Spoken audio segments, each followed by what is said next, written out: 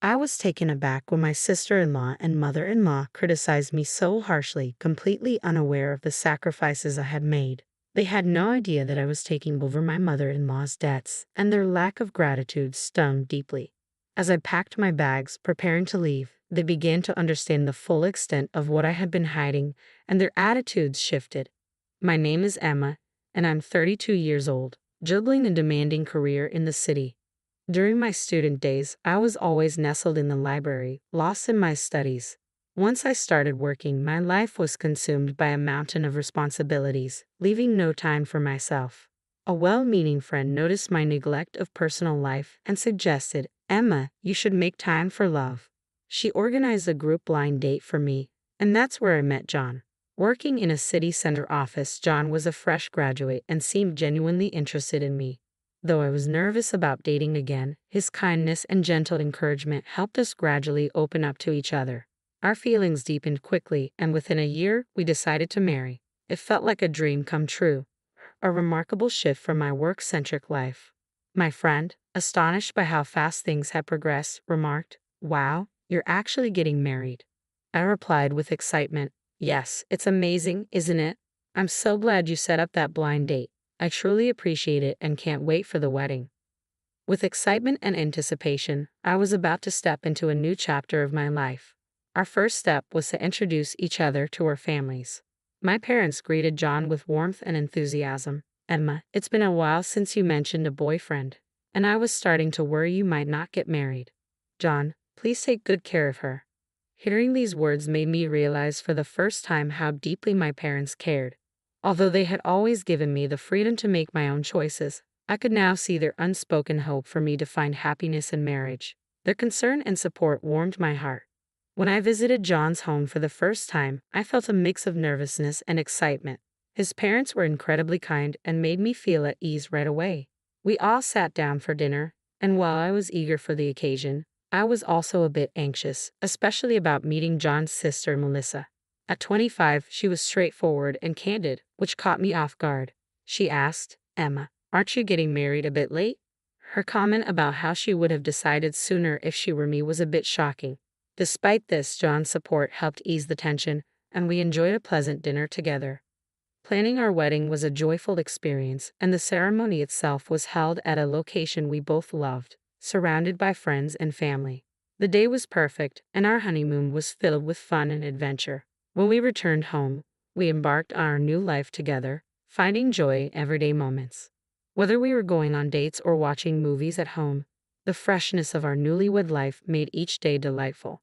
It had been about 2 years since our wedding when our serene life took a sudden and dramatic turn. We received the heartbreaking news that my father-in-law had passed away. Although I was aware of his health issues, his death came as a shock, arriving much sooner than we had anticipated.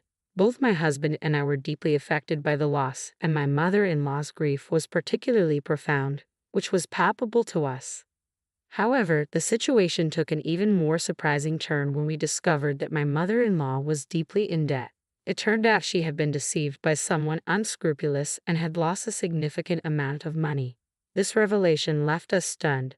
Despite the gravity of the situation, my husband, ever the compassionate soul, expressed his desire to help. We decided to use our joint savings to alleviate her debt as much as possible, feeling that it was essential to support her through this difficult time. To our surprise, my mother-in-law's response was somewhat unexpected. She asked if she could turn to John for help in the future if needed. My husband was taken aback and hesitated, unsure of how to respond. She assured us that she would find a way to manage her finances, though my husband remained concerned that it might involve gambling or other risky behaviors. We kept a vigilant eye on her, hoping she wouldn't find herself in more trouble. Amidst these challenges, my husband suddenly suffered an injury that required hospitalization. This unexpected turn of events added another layer of difficulty to our lives as we spent our days shuttling back and forth between the hospital and home to care for him. I hadn't noticed any changes in my mother-in-law's daily routine until one day, after my husband was discharged from the hospital, I decided to visit his parents' home. It had been a while since our last visit, and I immediately felt that something was different in the atmosphere. "Mom, it's been a long time," my husband greeted her with a warm smile. My mother-in-law responded, "John, it's good to see you. How are you feeling? Can you run again?" She smiled back, and as they exchanged pleasantries, my husband began to look through her bank book. To his astonishment, he saw that the funds we had set aside to help with her previous debts were nearly depleted. "What happened to the money in this bank book, Mother?" my husband asked, clearly taken aback. His mother-in-law offered a slightly sheepish smile and said, "Well, I went out for tea with some friends and ended up buying a few things I shouldn't have. It's been quite a mess." She laughed ruefully, clearly aware of the situation but unable to offer a better explanation. At her revelation, my husband and I were left stunned. It felt as though we had carefully saved money for my mother-in-law's future, only for her to spend it freely without a second thought. My husband couldn't hide his frustration. "Mom, you shouldn't spend money like this. Do you realize how much effort we put into saving for your future?" he said, clearly disheartened. Seeing her genuine remorse, we became even more concerned about her well-being. We suggested that she move in with us so we could better support her. Her face lit up with relief and happiness at the offer, and she agreed to leave her home and move into our apartment. Our new life together began, and my mother-in-law quickly adapted to her new surroundings. We enjoyed our time together, sharing meals and laughter around the table. She eagerly took on housework, which made daily life surprisingly smooth for us. Her cheerful attitude brought a new warmth and brightness to our home, making our days more joyful and fulfilling. I asked, "Mom, what would you like for lunch today?" She replied, I think I'd like yuan." "That sounds good," I said, noting her choice. Since I was working from home, I was in a position to keep an eye on how my mother-in-law managed her finances. With my husband and me covering her living expenses and my husband overseeing her account, we expected her spending to be under control. Despite this, we remained vigilant, concerned she might still mismanage the funds. Days turned into weeks, and before we knew it, 6 months had passed. One afternoon, while we were relaxing in the living room, the intercom buzzed. Curious about who it might be, I answered and was surprised to find my sister-in-law Melissa standing at the door. "Melissa, it's been a while. Is Mom around?" I asked, slightly taken aback by her direct question before even exchanging greetings. I invited her in and showed her to the living room. "Mom, it's good to see you," Melissa said as she entered. "Oh, Melissa, what a surprise. What brings you here?" my mother-in-law responded warmly. "I just wanted to catch up and see you," Melissa said. "I'm glad you're here. How are things?"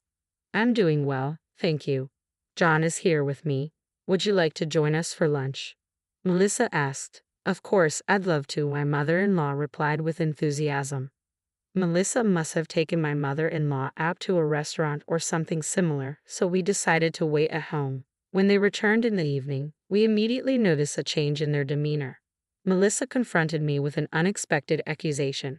"Emma, you're tormenting my mother, aren't you?" she said, leaving me stunned and confused. My mother-in-law also looked at me with a stern expression.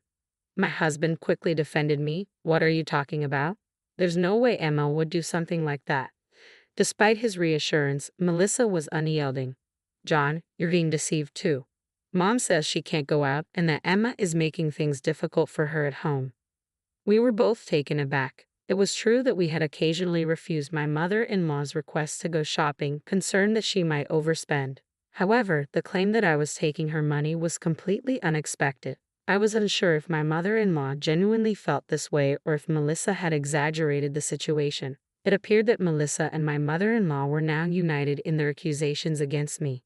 "What exactly do you want from me?" I felt as if I were under a spell, bewildered by their intentions. What could they possibly want to communicate? Just then, my sister-in-law made an unexpected demand. "I want you to leave our house." Her words hit me hard. "I don't believe my mother can be truly happy living with you," she continued, her face showing disappointment.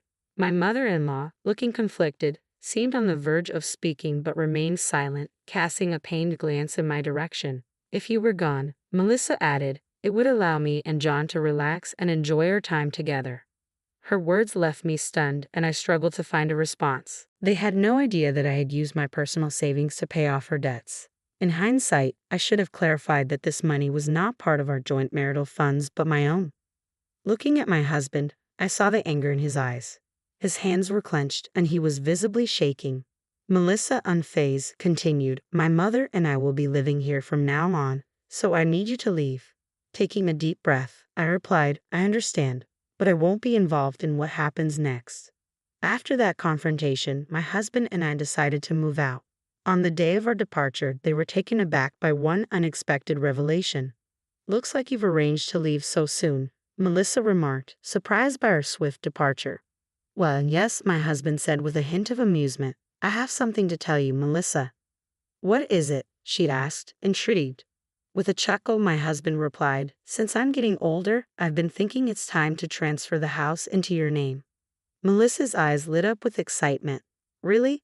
The house will be mine? My husband calmly handed her the paperwork for the name transfer. All you need to do is sign here. Overjoyed, Melissa exclaimed, I can't believe it's going to be my own place, and quickly signed the documents.